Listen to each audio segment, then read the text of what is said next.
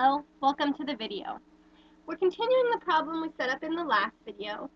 In the last video, we looked at the scenario where a college charges $8 per credit, and we completed this table indicating what the total cost would be for the numbers of credits given in the table. So if a student completed 5 credits, it costs $40, 15 credits would cost $120, etc. And then we came up with a general formula, T equals 8C. So in this problem, we're picking up with that, and the first thing we're asked to do is graph the function of t, which we found in the previous one, which was t equals 8c. So one way to begin, once you've done this, if you have the work from the previous problem, you came up with several ordered pairs as you constructed your table. So we can see we have the ordered pair 5, 40 here. We have the ordered pair 10, 80. We have the we have the ordered pair 15, 120. We need 3 ordered pairs to graph a line, graph a function. One thing to think about as you get started drawing your graph, especially if you're doing it on paper, is what's your independent and dependent variables. So you'll want to verify that the order they're given in the table makes sense in terms of thinking the number of credits is the independent variable and is going to go on your horizontal axis. The total cost depends on the number of credits you're taking. How much tuition you have to pay depends on how many classes you take. So the total cost, t, will be our dependent variable. So t is going on that vertical axis, c is going on the horizontal axis, and then we always want to label it in words too and say here's number of credits.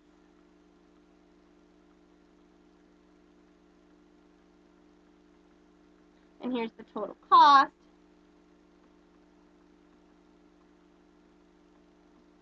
In dollars. Alright, so now that we've got that set up, we can begin to graph. So here's my point 5, 40.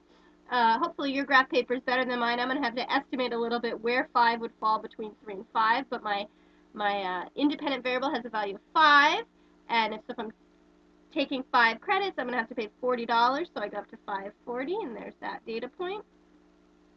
Next up is 1080, so if I'm taking 10 credits, I have to pay $80, so there's that one, 1080. And finally, if I'm taking 15 credits, I have to pay $120, so there's my third data point.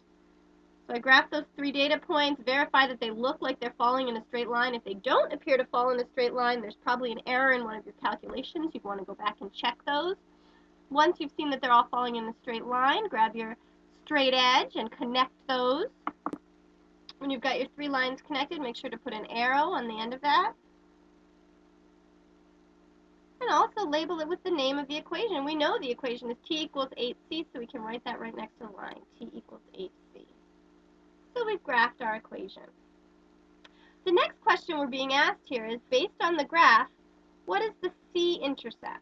So to think about c-intercept, we want to go to the c-axis here and see where our graph intersects the c-axis, and it's intersecting it right there at the origin.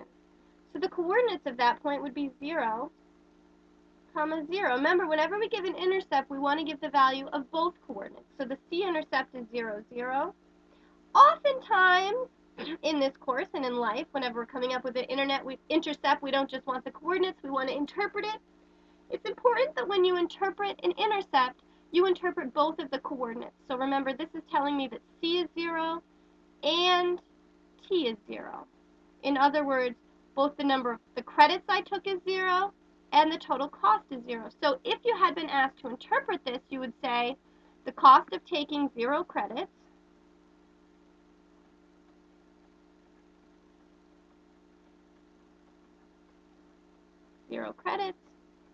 is $0. Whenever you're interpreting an intercept, you always want to make sure that your interpretation includes both variables. So here we have credits and cost included. Okay, and the last thing this question asked us, the next part, is what is the total cost of tuition for 3 credits? Well, there's 2 ways that we can approach this answer. We could find the answer using our graph or using our equation. In fact, it will be nice to do it both ways as a check.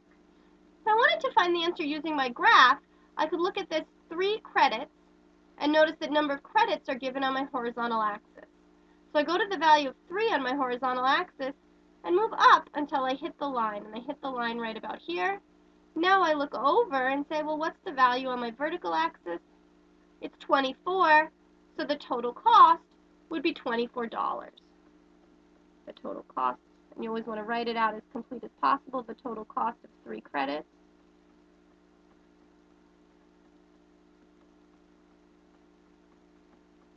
is $24. To verify that answer, we can use this equation we came up with, T equals 8C. So let me scroll down a bit, give us a little more room to work there, and say, if I want to check the answer, I can take the equation, T equals 8C, and I can notice this number 3 I've been given is the credit. So I'm going to plug in a 3 for my C. So that gives me T equals 8 times 3. I wish I could write below, but I'll just continue over here. It tells me T equals 24. So we're getting the same answer whether we plug the 3 into our equation or into our graph, so we know for sure we've got it right.